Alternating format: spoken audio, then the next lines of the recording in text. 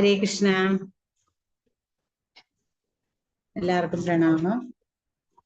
ശ്രീ ശ്രീ രാധാ ഗോവിന്ദ മന്ദിർ ഇസ്കോൺ മാംഗ്ലൂരിന്റെ 18ാമത്തെ അധ്യായം ലെവൽ 2 ഇന്ന് നമ്മൾ തുടങ്ങാണ്. ഹരേ കൃഷ്ണ. ആദ്യം നമുക്ക് ശ്രീ ശ്രീ രാധാ ഗോവിന്ദന്റെ പാദങ്ങളെ നമസ്കരിച്ചുകൊണ്ട് പ്രാർത്ഥനയോടുകൂടെ തുടങ്ങാം.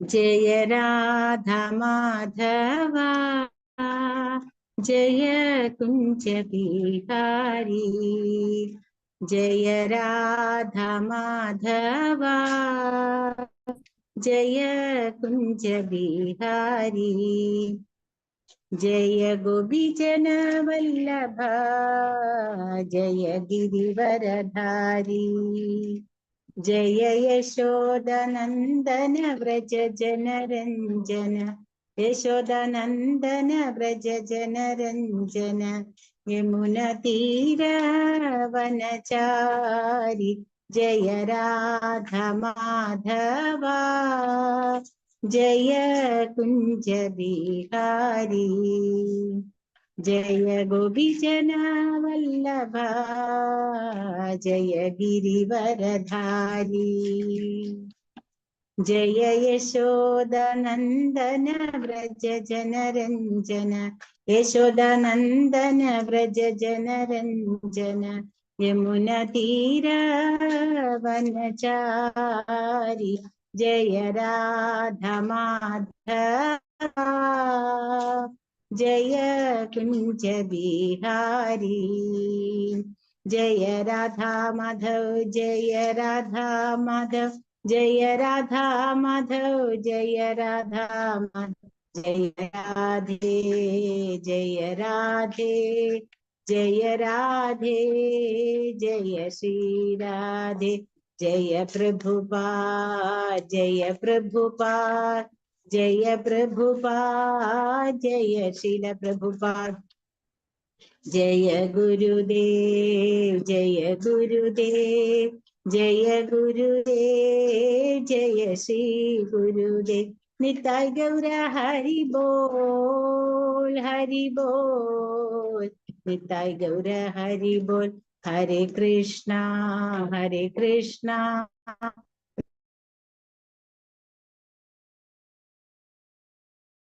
രാമ ഹരേ രാമ രാമ രാമ ഹരേ ഹരേ ഹരേ കൃഷ്ണ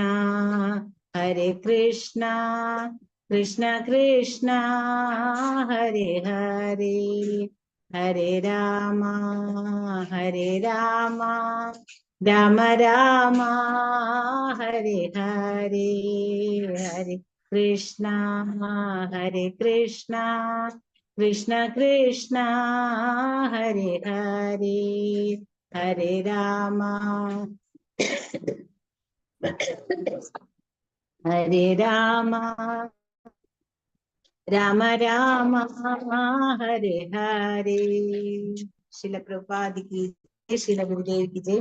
നിതായ് ഗൗര പ്രമാനന്ദേ ഹരി ഹരി ബോൽ. ഹരേ കൃഷ്ണ. ശ്രീ ചൈതന്യ മഹാപ്രഭു കി ജയ്. എല്ലാവർക്കും സ്വാഗതം ഇന്നത്തെ ക്ലാസ്സിലേക്ക്. ഹരേ കൃഷ്ണ. അപ്പൊ നമ്മള് 18ാമത്തെ അധ്യായമാണ് ഇന്ന്. ഇനി നമുക്കൊരു ക്ലാസ്സും കൂടെ ഉള്ളൂ. ഇന്നത്തെ കൂടെ കഴിഞ്ഞു കഴിഞ്ഞാല് അത് നമ്മൾ തിങ്കളാഴ്ച വെക്കാന്നാണ് വിചാരിക്കുന്നത്. കാരണം ചൊവ്വാഴ്ച മുതൽ അപ്പൊ അടുത്ത ബാച്ചിന് തുടങ്ങാനായിട്ട് എളുപ്പമാവും. അപ്പൊ അങ്ങനെ അതുകൊണ്ട് നമ്മൾ തിങ്കളാഴ്ച ആയിരിക്കും വെക്കുക. എല്ലാവരും ജോയിൻ ചെയ്യാൻ. നമ്മുടെ ലാസ്റ്റ് ക്ലാസ് ആയിരിക്കും. അപ്പൊ ഇന്ന് നമ്മൾ ഇനി എന്താണ് ഭഗവാൻ പറഞ്ഞിട്ടുള്ളത്, എന്താണ് ഇനി അർജുനനുള്ള സംശയം ഒക്കെ നോക്കാം.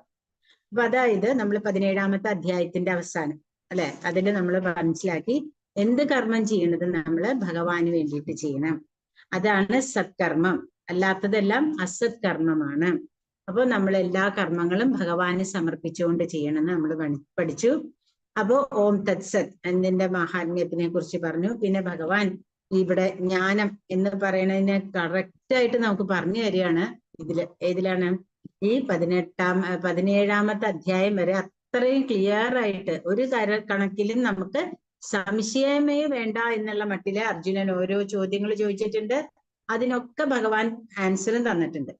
പക്ഷെ നമ്മൾ മനുഷ്യരുടെ ബുദ്ധി കുറച്ച് കുറവായതുകൊണ്ട് നമ്മളിലേക്ക് അത് ഇറങ്ങാനായിട്ട് കുറച്ച് സമയമെടുക്കും. നമ്മളിങ്ങനെ കേട്ട് കേട്ട് കേട്ട് കേട്ട് കേട്ട് തന്നെ അത് നമ്മളിലേക്ക് പതിയുള്ളൂ.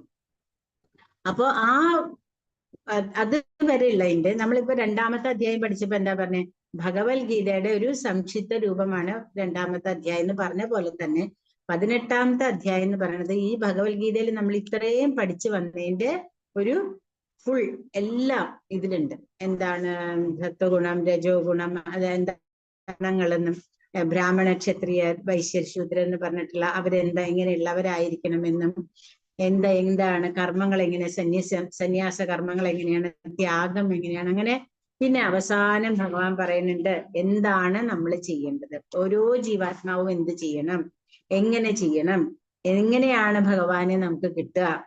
അത് കഴിഞ്ഞ സഞ്ജയൻ പറയുന്നുണ്ട് എവിടെയാണോ ഭഗവാൻ ഉള്ളത്, എവിടെയാണോ അർജുനൻ ഉള്ളത്, അവിടെ എപ്പോഴും വിജയമുണ്ടായിരിക്കും. അപ്പോ അത്രയും കാര്യങ്ങള് 18ാമത്തെ അധ്യായത്തിലുണ്ട്. അപ്പൊ ഇപ്പൊ നമ്മൾ ഇവിടുന്ന് 18ാം അധ്യായത്തിന്റെ പകുതി വരെ ഇവിടെ നോക്കുക. എന്നിട്ട് ബാക്കിയുള്ളത് നമ്മൾ അടുത്ത ക്ലാസ്സിൽ. ഇപ്പോ നമുക്ക് പരമ്പരയിൽ പ്രാർത്ഥനയോടുകൂടെ തുടങ്ങാം. ഓം അജ്ഞാനതിഭ്രാന്തസ്യ ജ്ഞാനാഞ്ജനശലാകയ ചക്ഷുരുന്മിലിതം യേന തസ്മൈ ശ്രീ ഗുരവേ നമഃ. ശ്രീ ചൈതന്യമനോഭീഷ്ടം സ്ഥാപിതം യേന ഭൂതലേ സ്വയം രൂപകഥാമഹ്യം ദദാതി സപദാന്തികം അദ്ദേഹം ശ്രീ ഗുരോ ശ്രീയുതാപദകമലം ശ്രീ ഗുരുൻ വൈഷ്ണവാംശ ശ്രീരൂപം സാഗ്രജാതം സഹഗണ രഘുനാഥാന്വിതം തം സജീവം സാദ്വൈതം സാവധൂതം പരിജനസേനം കൃഷ്ണ ചൈതന്യദേവം ശ്രീ രാധാകൃഷ്ണപാദാൻ സഹഗണലളിതാൻ ശ്രീ വിശാഖാന്വിതാൻ ച ഹേ കൃഷ്ണ കരുണാ സിന്ധോ ദീനബന്ധോ ജഗത്പദേ ഗോപേശ ഗോപികാ കാന്ത രാധാ കാന്ത നമസ്തുതേ തപ്തകാഞ്ചന ഗൗരാംഗീ രാധേ വൃന്ദാവനേശ്വരി വൃഷഭാനുസുതേ ദേവി പ്രണമാമി ഹരിപ്രിയേ വാഞ്ചാകൽപതരുഭ്യശ്ച കൃപാസിന്ധുഭ്യവ ച പതിതാനാം പാവനേഭ്യോ വൈഷ്ണവേഭ്യോ നമോ നമഃ. നമഃ. ഓം വിഷ്ണുപാദായ കൃഷ്ണപ്രേഷ്ഠായ ഭൂതലേ ശ്രീമതേ ഭക്തിവേദാന്ത സ്വാമിനിധി നാമിനി നമസ്തേ സരസ്വതേ ദേവേ ഗൗരവാണി പ്രചാരിണേ നിർവിശേഷ ശൂന്യവാദി പാശ്ചാത്യദേശതാരിണേ ജയ ശ്രീ കൃഷ്ണ ചൈതന്യ പ്രഭു നിത്യാനന്ദ ശ്രീ അദ്വൈത ഗദാധര ശ്രീവാസാദി ഗൗരഭക്തവൃന്ദ. ഹരേ കൃഷ്ണ കൃഷ്ണ കൃഷ്ണ ഹരേ ഹരേ ഹരേ രാമ രാമ രാമ ഹരേ ഹരേ ഹരേ കൃഷ്ണ കൃഷ്ണ കൃഷ്ണ ഹരേ ഹരേ ഹരേ രാമ രാമ രാമ ഹരേ ഹരേ ഹരേ കൃഷ്ണ കൃഷ്ണ കൃഷ്ണ ഹരേ ഹരേ ഹരേ രാമ രാമ രാമ ഹരേ ഹരേ. ശ്രീല പ്രഭുപാദ കി ജയ്. നാമാചാര്യ ഹരിദാസ് ഠാക്കൂർ കി ജയ്. ഹരേ കൃഷ്ണ. അപ്പോ ഇവിടുത്തെ ആദ്യത്തെ ശ്ലോകം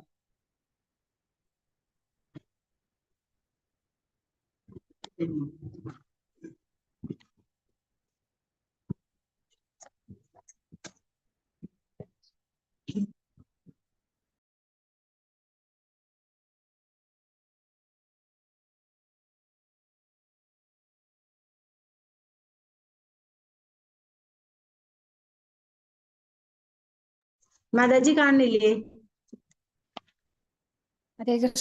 കാണുന്നുണ്ട്. ഓക്കെ.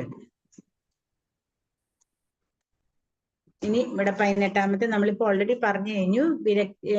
അതായത് 1 തൊട്ട് 12 വരെ വിരക്തിയോടെ പ്രവർത്തിക്കുന്നത് യഥാർത്ഥ ത്യാഗമാണ്. പ്രതികരണത്തിൽ നിന്ന് സ്വാതന്ത്ര്യം നൽകുന്നു. 13 തൊട്ട് 18 വരെ സാഖ്യയുടെയും വേദാന്തത്തിന്റെയും ഉപസംഹാരം.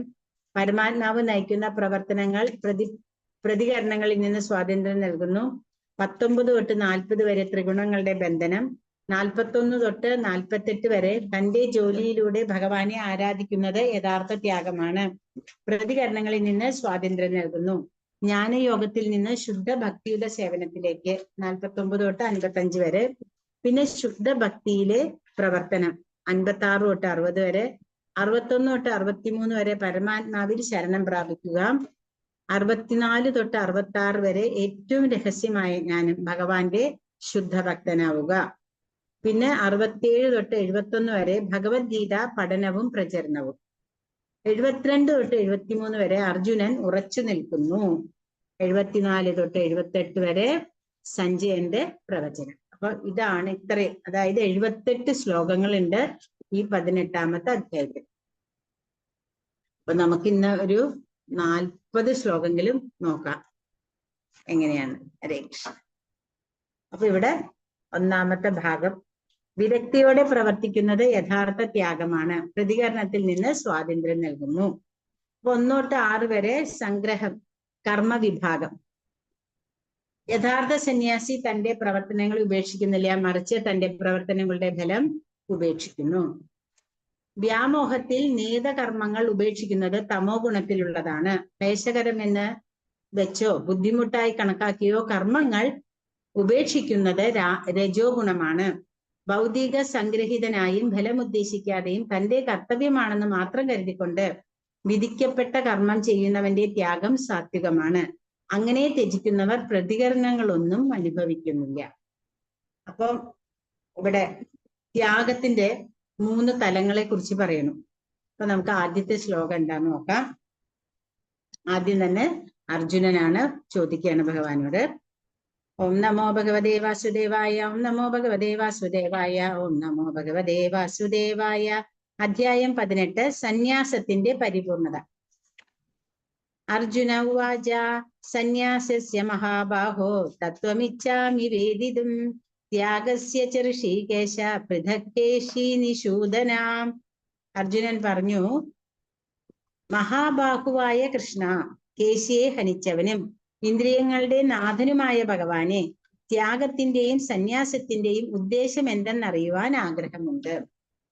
അപ്പൊ ഇവിടെ അർജുനന് വീണ്ടും ഒരു സംശയമായിട്ട് ചോദിക്കുന്നു. അപ്പൊ നമുക്ക് ഭഗവാൻ ത്യാഗത്തിനെ കുറിച്ച് നമുക്ക് നേരത്തെ തന്നെ 17ാമത്തെ അധ്യായത്തിൽ പറഞ്ഞു തന്നു.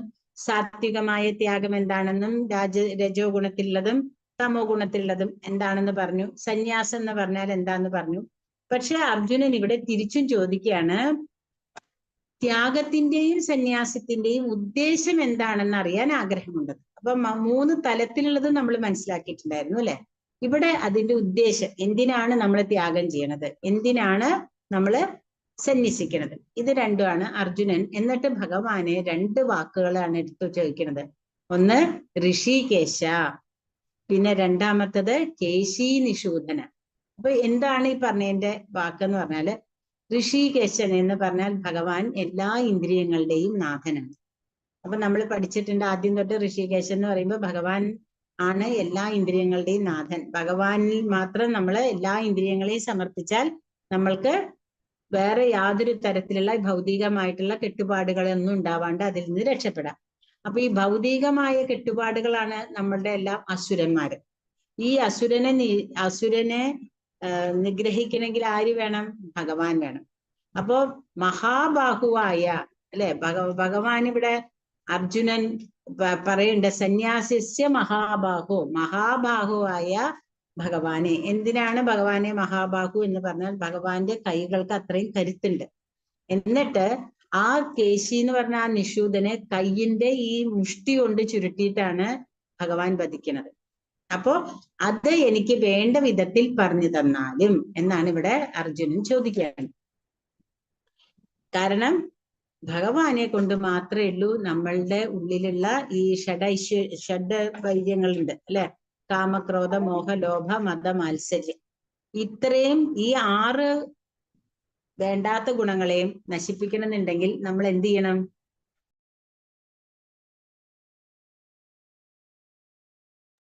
എന്ത് ചെയ്യണമെന്ന് പറഞ്ഞിട്ടുണ്ട് ഭഗവാൻ?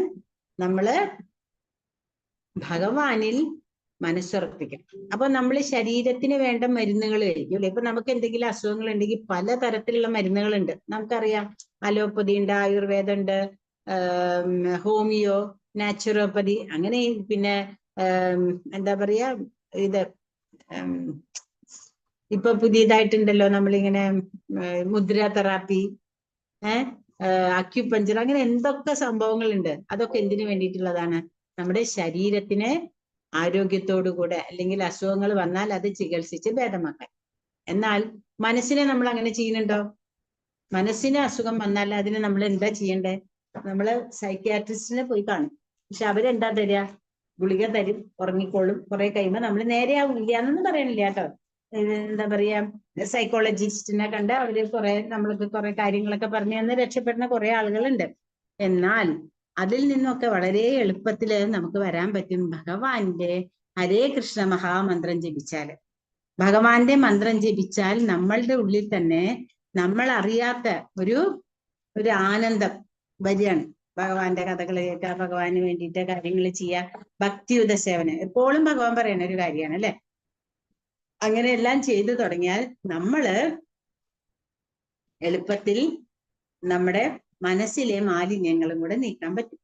അപ്പോ ഈ ശരീര മാലിന്യങ്ങളും മനസ്സിലെ മാലിന്യങ്ങളും നീക്കിയാൽ മാത്രമേ നമ്മള് ഋഷികേശനായ ഭഗവാന്റെ സേവനത്തിലേക്ക് ഏർപ്പെടാനായിട്ട് സാധിക്കുള്ളൂ. അപ്പൊ അത് എന്തിനാണ്, അല്ലെങ്കിൽ എങ്ങനെയാണ്, എന്താണ് അതിന്റെ ഉദ്ദേശം എന്നാണ് ഇവിടെ അർജുനൻ ചോദിച്ചത്.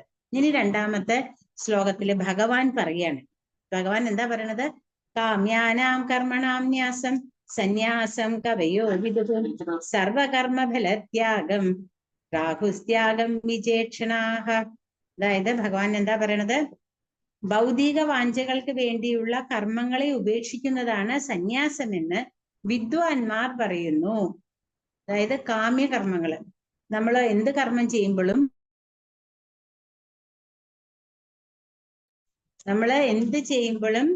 ഭഗവാന് വേണ്ടിയിട്ട് ചെയ്യണം, അല്ലെങ്കിൽ അതെല്ലാ കർമ്മങ്ങൾക്കും പാപ പ്രതികരണങ്ങൾ ഉണ്ടാവും. അപ്പൊ അങ്ങനെ ഒന്നും ചിന്തിക്കാണ്ട് ഭഗവാന് വേണ്ടി മാത്രം കർമ്മങ്ങൾ ചെയ്യണതിനെയാണ് സന്യാസം അല്ലെങ്കിൽ ത്യാഗം എന്ന് പറയുന്നത്. നമ്മളെ സന്യസിക്കുക, അതായത് നമ്മൾ ത്യജിക്കുക. നമ്മുടെ എല്ലാ കർമ്മഫലങ്ങളും നമ്മൾ ഭഗവാനിലേക്ക് ത്യജിക്കുക. ഭഗവാൻ, അതായത് നമ്മൾ ചെയ്യണു അത്രേ ഉള്ളൂ, നമ്മൾ പറയണു അത്രേ ഉള്ളൂ. അത് എന്താ പറയണത്? ഭഗവാന്റെ കാര്യങ്ങൾ പറയണം. നമുക്കിപ്പോ തോന്നുകയാണ് ഒരു കാര്യം, നമ്മൾ ഭഗവാന്റെ തന്നെ എല്ലാവരും ചെയ്യുന്ന ആൾക്കാരായിരിക്കും. ചിലപ്പോ നമുക്ക് തോന്നി, നമ്മൾ പറയും മാതാജി ചെയ്തത് ശരിയായില്ല കേട്ടോ, അല്ലെങ്കിൽ പ്രഭു ചെയ്തത് ശരിയായില്ല എന്ന് പറഞ്ഞാൽ നമ്മൾ അത് അവിടെ നിർത്തിക്കൊള്ളണം. പിന്നെ നമ്മൾ അത് മനസ്സിലേക്ക് എടുത്തു കഴിഞ്ഞാൽ എന്തായി? അവിടെ വൈരാഗ്യ ബുദ്ധി വന്നു. നമുക്ക് പറയാനുണ്ടോ, നമുക്ക് കേൾക്കാനുണ്ടോ, നമ്മൾ ചോദിച്ചു, നമ്മൾ വിട്ടു. പിന്നെ അവിടെ ഒരു വൈരാഗ്യത്തോടു കൂടെ നമ്മൾ ചെയ്താൽ അതിന്റെ ഫലം വേറെ വല്ലതുമായി. മനസ്സിലായില്ലേ? അപ്പൊ അങ്ങനെ പറയണത് ഭഗവാൻ എന്താന്ന് വെച്ചാല് സർവകർമ്മങ്ങളുടെയും ഫലങ്ങളെ ഉപേക്ഷിക്കുന്നതിനെയാണ് ബുദ്ധിമാന്മാർ ത്യാഗം എന്ന് പറയുന്നത്. അപ്പൊ ഭഗവാൻ ഇവിടെ ഒരു വാക്ക് പറയുന്നുണ്ട്, കാമ്യകർമ്മങ്ങൾ അല്ലെങ്കിൽ ഭൗതിക വാഞ്ചയ്ക്ക് വേണ്ടിയുള്ള കർമ്മങ്ങളെ ഉപേക്ഷിക്കുന്നതാണ് സന്യാസം എന്ന് വിദ്വാൻമാർ പറയുന്നു.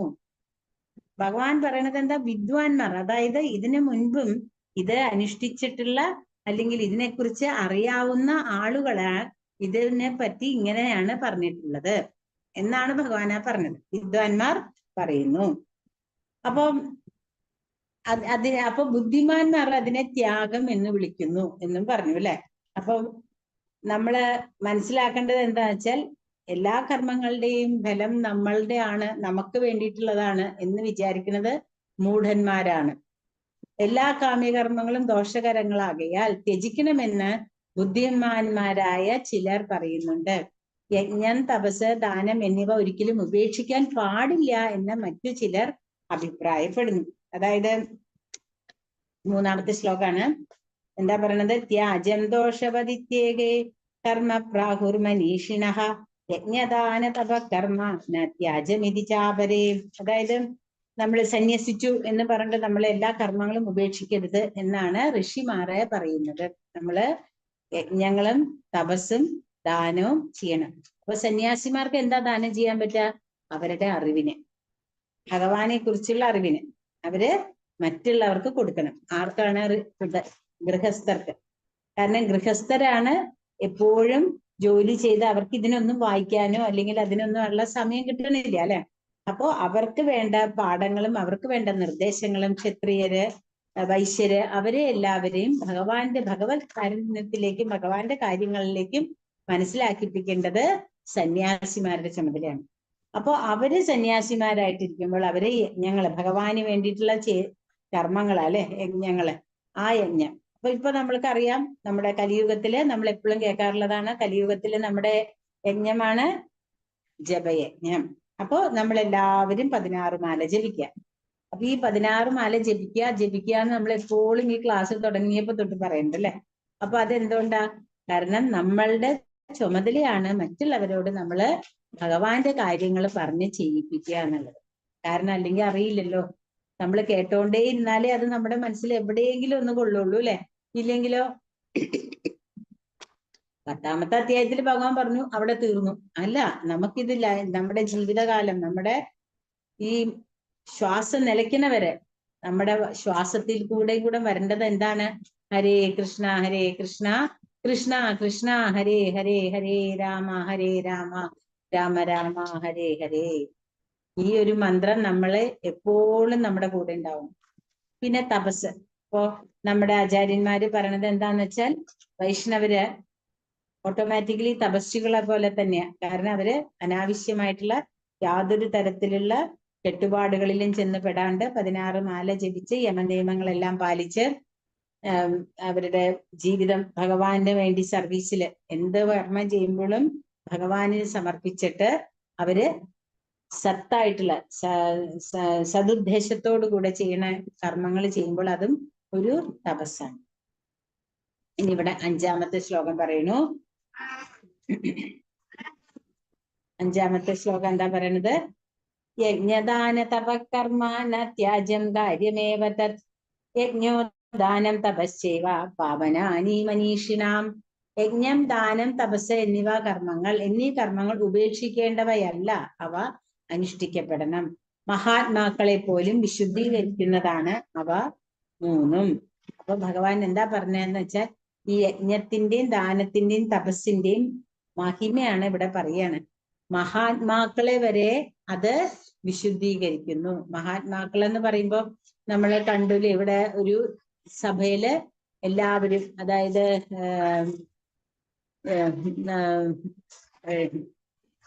ദക്ഷയാഗം നടന്നു. ദക്ഷയാഗം നടന്ന സമയത്ത് ദക്ഷന്റെ അവിടെ ദക്ഷയാഗത്തില് കുറെ പ്രശ്നങ്ങൾ, യജ്ഞങ്ങളൊക്കെ നടത്തുമ്പോൾ ശിവനെ വിളിക്കാണ്ട് നടത്തുന്നതും ശിവൻ കോപിക്കുന്നതും അവസാനം ദക്ഷന്റെ തല വെട്ടിയിട്ട് അവിടെ ആടിന്റെ തല വയ്ക്കും. അപ്പോ അവസാനം അവിടെ ഭഗവാൻ അഷ്ടഭുജംഗങ്ങളോടുകൂടെ പ്രത്യക്ഷപ്പെടുകയാണ്. ശംഖ്, ചക്ര, ഗദ, പത്മ. സാധാരണ 4 കൈകളോടുകൂടെ പ്രത്യക്ഷപ്പെടാറുള്ള ഭഗവാൻ അമ്പും വില്ലും ആയിട്ട് ഗരുഡന്റെ പുറത്ത് അഷ്ടഭുജങ്ങളോടുകൂടെ അവർക്ക് പ്രത്യക്ഷമാവാണ്. എന്നിട്ട് അവര് ഭഗവാന് വേണ്ടിയിട്ട് യജ്ഞങ്ങള് അനുഷ്ഠിക്കണം. അപ്പോ ഇവ എല്ലാ മഹാത്മാക്കൾ എന്ന് പറയുമ്പോൾ ഇവരൊക്കെ മഹാത്മാക്കളാണല്ലോ. ശിവൻ, ബ്രഹ്മാവ്, അവരൊക്കെ 12 മഹാജനങ്ങളിലുള്ളവരാണ്. അപ്പോ അവരെ പോലെയുള്ളവരെല്ലാവരും, സനത് കുമാരന്മാരെല്ലാവരും, അപ്പൊ അവരെ പോലെയുള്ളവരെല്ലാവരും വിശുദ്ധീകരിക്കുക. കാരണം നമ്മൾ യജ്ഞങ്ങൾ ചെയ്യുമ്പോഴാണ് അത് ഭഗവാന് ദേവന്മാർക്ക് കിട്ടുന്നത്. അപ്പൊ അതുകൊണ്ട് നമ്മൾ എല്ലാവരും യജ്ഞം ചെയ്യണം. പിന്നെ 6-ാമത്തെ ശ്ലോകത്തിൽ പറയുന്നു, ഏതാന്യവിത്തു കർമാണി സംഘം ത്യക്ത്വാ ഫലാനി ച കർത്തവ്യാനീതി മേ പാർത്ഥ നിശ്ചിതം മതമുത്തമം. ആസക്തിയോ ബലോദ്ദേശമോ കൂടാതെ അനുഷ്ഠിക്കപ്പെടേണ്ടവയാണ് ഈ കർമ്മങ്ങൾ. ഹേ പാർത്ഥ, കർത്തവ്യ നിർവഹണം എന്ന നിലയിലാണ് അവ നിറവേറ്റേണ്ടത്. ഇതാണ് എൻ്റെ അന്തിമമായ അഭിപ്രായം. അപ്പൊ ഭഗവാൻ ഇവിടെ ഇതായിട്ട് പറയാ, എന്താ പറയാ, എൻ്റെ അന്തിമമായ അഭിപ്രായം എന്നാണ് ഇവിടെ പറയുന്നത്. എന്തുകൊണ്ടാണ് ഭഗവാൻ അങ്ങനെ പറഞ്ഞതെന്ന് വെച്ചാൽ, നമ്മൾ ചെയ്യേണ്ട യജ്ഞങ്ങള് നമ്മുടെ കടമയാണ്. ഓരോ യജ്ഞങ്ങളും, ദേവന്മാർക്കുള്ള യജ്ഞം, പിതൃക്കൾക്കുള്ള യജ്ഞം, സാധ്യായ യജ്ഞം, നമ്മൾ പറഞ്ഞിട്ടുണ്ട്. ഒരു ഗൃഹസ്ഥാശ്രമി എല്ലാ യജ്ഞങ്ങളും ചെയ്യണം. അപ്പൊ അങ്ങനെയുള്ള ആ യജ്ഞങ്ങൾ ചെയ്താലും നമ്മൾ അതിൽ നിന്ന് യാതൊന്നും തന്നെ തിരിച്ച് പ്രതീക്ഷിക്കരുത്. അതെന്റെ കർത്തവ്യമാണ്. ജീവജാലങ്ങൾക്ക് എന്താ പറയാ, നമ്മളെ കൊണ്ടാവുന്നത് പോലെ അതുങ്ങളെ നോക്കുക എന്നുള്ളത് നമ്മുടെ കർത്തവ്യമാണ്. നമ്മൾ കണ്ടിട്ടുണ്ടാവും, പണ്ട് വീടുകളില് കോലമിടും. കോലം അരിമാവോണ്ട കോലമിടുക. അവിടം തൊട്ട് തുടങ്ങി രാവിലെ സൂര്യൻ ഉദിക്കുന്നതിന് മുമ്പ് മുറ്റം തളിച്ച് വൃത്തിയാക്കി, കഴുകി വൃത്തിയാക്കി കോലം ഇട്ടിട്ടുണ്ടെങ്കിൽ അപ്പൊ തൊട്ട് തുടങ്ങണതാണ് നമ്മുടെ ഓരോ യജ്ഞങ്ങള്. കാരണം അത് ഉറുമ്പുകൾക്കുള്ള ഭക്ഷണമാണ്. അപ്പൊ കാരണം നമ്മള് അടപ്പത്ത് സാധനങ്ങൾ വെക്കുമ്പോൾ പല ജീവജാലങ്ങളും അതിന്റെ ഉള്ളിൽ ഉണ്ടാവൂലേ, വിറകിന്റെ ഒക്കെ ഉള്ള. അന്ന് പണ്ടൊക്കെ വിറകല്ലേ കത്തിക്കാം. അപ്പൊ അതുങ്ങൾക്കൊക്കെ പോകുമ്പോൾ നമ്മൾ അവർക്ക് ഭൂതങ്ങൾക്ക് വേണ്ടിയുള്ള യജ്ഞം, പിന്നെ ദേവന്മാർക്ക് വേണ്ടി, ദേവന്മാരാണ് നമുക്ക് ഈ മഴ വെയിൽ എന്നൊക്കെ പറയുന്നത് ദേവന്മാർക്ക് പറ്റുന്നതാണ് അല്ലെ, അവർക്കുള്ള യജ്ഞമായിട്ടാണ്. അങ്ങനെ ഓരോന്നും നമ്മൾ നമ്മുടെ കടമയായിട്ട് വേണം നിറവേറ്റാൻ. ഇതാണ് എൻ്റെ അഭിപ്രായം. മതം ഉത്തമം, എൻ്റെ അഭിപ്രായം ഇതാണെന്ന് പറഞ്ഞു ഭഗവാൻ. ഇനി 7-ാമത്തേല് ഭഗവാൻ എന്താ പറയണതെന്ന് വെച്ചാല്, നിയതസ്യതു കർമ്മം അപ്പൊ ഇപ്പൊ നമ്മൾ പഠിച്ചത് ഈ പറഞ്ഞത് സാത്വികമായിട്ടുള്ള കർമ്മമാണ്. അതായത് ഒരു തരത്തിലുള്ള ഫലവും ഉദ്ദേശിക്കാണ്ട് ചെയ്താൽ അത് സാത്വികമായിട്ടുള്ള കർമ്മമാണ്. മനസ്സിലായില്ലേ? ഇനി ഇവിടെ ഭഗവാൻ ഏഴാമത്തേൽ എന്താ പറയണേ? നിയതസ്യതു സന്യാസ കർമ്മണോ നോപപദ്യതേ മോഹത്തസ്യ പരിത്യാഗ താമസ പരികീർത്തിതഃ. നിയതകർമ്മങ്ങളെ ഒരിക്കലും ഉപേക്ഷിച്ചുകൂടാ. വ്യാമോഹം കൊണ്ട് അങ്ങനെ ചെയ്യുന്നുവെങ്കിൽ ആ ത്യാഗം തമോ ഗുണത്തിലുള്ള ത്യാഗമാണ്. അപ്പോ നിയതകർമ്മങ്ങളെ, കർമ്മത്തിന്റെ സാത്വിക ഭാവത്തിനെ കുറിച്ചാണ് നമ്മൾ നേരത്തെ കണ്ടത്. അതിനു മുമ്പ് പറഞ്ഞു നമ്മൾ കർമ്മത്തിനെ പറ്റി നമുക്ക് ഇത് വേണം എന്ന് പറഞ്ഞ് ആഗ്രഹിച്ചാൽ അത് അങ്ങനെ ആഗ്രഹിക്കുന്നത് രജോ ഗുണം, അല്ലാണ്ട് അത് കൂടുതലായിട്ട് ചെയ്യണത് തെറ്റാണ് അല്ലെങ്കിൽ അങ്ങനെയുള്ള ആ ഒരു കാര്യം ഭഗവാൻ പറഞ്ഞിട്ട് ഇവിടെ ഭഗവാൻ കർമ്മത്തിനെ പറഞ്ഞു. ഇനിയിപ്പോ ത്യാഗത്തിനെ കുറിച്ച് ഭഗവാൻ പറയാൻ പോവാണ്. അപ്പൊ ഇവിടെ പറയണു ഭഗവാൻ എന്താ പറഞ്ഞത്? താമസമാണ് അങ്ങനത്തെ ഗുണം. അതായത് പരിത്യാഗം. അതായത് എങ്ങനത്തെ പരിത്യാഗ പറഞ്ഞത്? നിയന്ത കർമ്മങ്ങളെ ഉപേക്ഷിച്ചിട്ട് വ്യാമോഹം കൊണ്ട് ചെയ്യാണ്. അതായത് എന്നെ കൊണ്ട് ചെയ്യാൻ വയ്യ, ഇതിലൊന്നും ഒരു കാര്യമില്ല. ഇപ്പൊ നമ്മൾ എപ്പോഴും നമ്മുടെ നാട്ടിൽ കേൾക്കുന്ന ഒരു ഭാഗമാണ്, ഒരു വർത്താനാണ്, എന്തിനാ ഇങ്ങനെയൊക്കെ ചെയ്യണത്? ഇതൊക്കെ ചെയ്താൽ നിങ്ങൾ സ്വർഗത്തിൽ പോകുന്നതിന് എന്താ തെളിവ്? അല്ലെങ്കിൽ നിങ്ങൾക്ക് പുണ്യം കിട്ടുന്നുള്ളതിന് എന്താ തെളിവ്? ഏറ്റവും കൂടുതൽ ഭക്തന്മാരല്ലേ ഏറ്റവും കൂടുതൽ ബുദ്ധിമുട്ടുന്നത്? അയാൾ എന്തോ ഒരു വലിയ ഭക്തനായിരുന്നു, എന്നിട്ട് അയാൾക്ക് എല്ലാം അസുഖമാണ്. നമ്മൾ ഇതൊക്കെ കേൾക്കാറുള്ളതാ. നമ്മളത് മനസ്സിലാക്കേണ്ടത് നമ്മുടെ കർമ്മം, നമ്മുടെ കടമ നമ്മൾ ചെയ്തോളണം. നമ്മൾ ചെയ്തു വെച്ച കർമ്മങ്ങൾ എന്താണെന്നൊന്നും നമുക്കറിയില്ല. നമ്മൾ എത്ര വർഷം എത്രയോ ജന്മങ്ങൾ ചെയ്ത കർമ്മങ്ങളായിരിക്കും നമ്മൾ എപ്പോഴാണ് അനുഭവിക്കുന്നത് എന്നൊന്നും നമുക്കറിയില്ല. അപ്പോ ആ കർമ്മങ്ങളെ, പണ്ടത്തെ ആൾക്കാരെ കണ്ടിട്ടില്ലേ, നമ്പൂരി കുടുംബങ്ങളിലായാലും ബ്രാഹ്മിൻസിന്റെ അല്ലെങ്കിൽ നല്ല നല്ല തറവാട്ടിലെ ഏത് ജാതി എന്നല്ല, നല്ല ഇതുള്ളവരെല്ലാവരും അവരുടെ കർമ്മങ്ങൾ അവർ കറക്റ്റ് ആയിട്ട് ചെയ്തിട്ടുണ്ടാവും. അവർക്ക് പണം ഉണ്ടോ പാവപ്പെട്ടാണോ എന്നൊന്നും അവർ നോക്കാറില്ല. അങ്ങനെ ചെയ്യണം എന്നാണ് ഭഗവാൻ പറഞ്ഞിട്ടുള്ളത്. പിന്നെ ഇവിടെ പറയണു വിധിച്ച പ്രവർത്തനങ്ങൾ ചെയ്യാണ്ടിരിക്കുക. കാരണം എന്താ? വ്യാമോഹം, അത് തമസ്. പിന്നെന്താ? വിധിച്ച പ്രവർത്തനങ്ങൾ ചെയ്യാണ്ടിരിക്കുക കാരണം ഭയം, ക്ലേശം, അത് രാജസം. പിന്നെ ചെയ്യണം, കർത്തവ്യമായിട്ട് നിന്റെ കർത്തവ്യമാണ് ഞാൻ ചെയ്യണത് എന്നുള്ള ഇതിൽ ചെയ്താൽ അത് സാത്വികം. ഇനി പത്താമത്തെ ശ്ലോകത്തിൽ എന്താ പറയണത്? നദ്വേഷ്ട കുശലം കർമ്മ കുശലേന അനുഷജ്യതേ ത്യാഗി സത്വ സമാവിഷ്ടോ മേധാവി ചിഹ്ന സംശയ. സാത്വികനും ബുദ്ധിമാനുമായ ത്യാഗിക്ക് അശുഭകർമ്മങ്ങളോട് വെറുപ്പോ ശുഭകർമ്മങ്ങളിൽ ആസക്തിയോ തോന്നാറില്ല. അദ്ദേഹത്തിന് കർമ്മങ്ങളെ കുറിച്ചുള്ള സംശയങ്ങളെല്ലാം തീർന്നിരിക്കും. അതായത്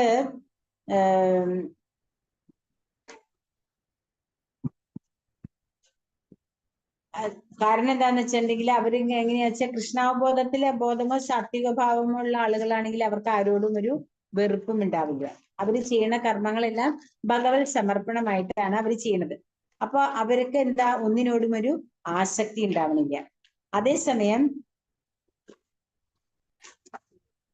അങ്ങനെ അല്ലാണ്ട് ചെയ്യുമ്പോഴാണ് പറയണത് നമ്മളത് രാജസമാണ് അല്ലെങ്കിൽ താമസമാണെന്ന്. ഇവിടെ എന്താ പറയണത്? സാത്വിക കർമ്മം. അശുഭകർമ്മങ്ങളോട് വെറുപ്പോ ശുഭകർമ്മങ്ങളിൽ ആസക്തിയോ തോന്നാറില്ല. കർമ്മത്തെക്കുറിച്ചുള്ള സംശയങ്ങളെല്ലാം തീർന്നിരിക്കും. ആരോടും വെറുപ്പുണ്ടാവില്ല. തന്റെ ശരീര ക്ലേശങ്ങളോട് പോലും തക്ക കാലദേശങ്ങളിൽ പ്രവർത്തിക്കും. തങ്ങളുടെ പ്രവർത്തികളുടെ ക്ലേശഫലങ്ങളെ ഭയപ്പെടാതെ അവർ പ്രവർത്തിക്കും. അപ്പൊ അവർക്ക് ഒന്നിനോടും ഒരു ഭയമില്ല, അവർക്കൊന്നിനോടും ഒരു ആസക്തി ഇല്ല.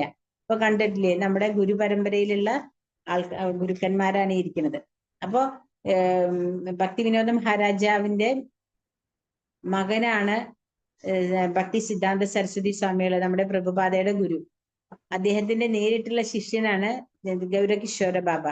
അദ്ദേഹത്തിന്റെ ഒരേ ഒരു ശിഷ്യനാണ് ഭക്തി സിദ്ധാന്ത സരസ്വതി സ്വാമികൾ. അപ്പൊ അവര് ആരുടെയും പേര് കിട്ടാനോ അവർക്ക് എന്തെങ്കിലും, ഇത് ഈ അറ്റത്ത് കാണുന്നത് ഭക്തിവിനോദ ശില ഭക്തിവിനോദ മഹാരാജിന്റെ, അതായത് മഹാരാജ് ഠാക്കൂറിന്റെ അടുത്ത ഗുരുവായിട്ട് കാണുന്നത് ജഗന്നാഥ മിശ്ര. അപ്പൊ ഇവരാരും ഒരു വലിയ ആർഭാടുള്ള ഡ്രസ്സുകളോ ഒന്നും ചെയ്തിട്ടില്ല. പക്ഷെ അവരെന്താ ചെയ്യണത്? അവര് ലോക നന്മയ്ക്ക് വേണ്ടിയിട്ടുള്ള കാര്യങ്ങളാണ് ചെയ്യുന്നത്. അതാണ് അവർ ഇന്നും എന്തായി?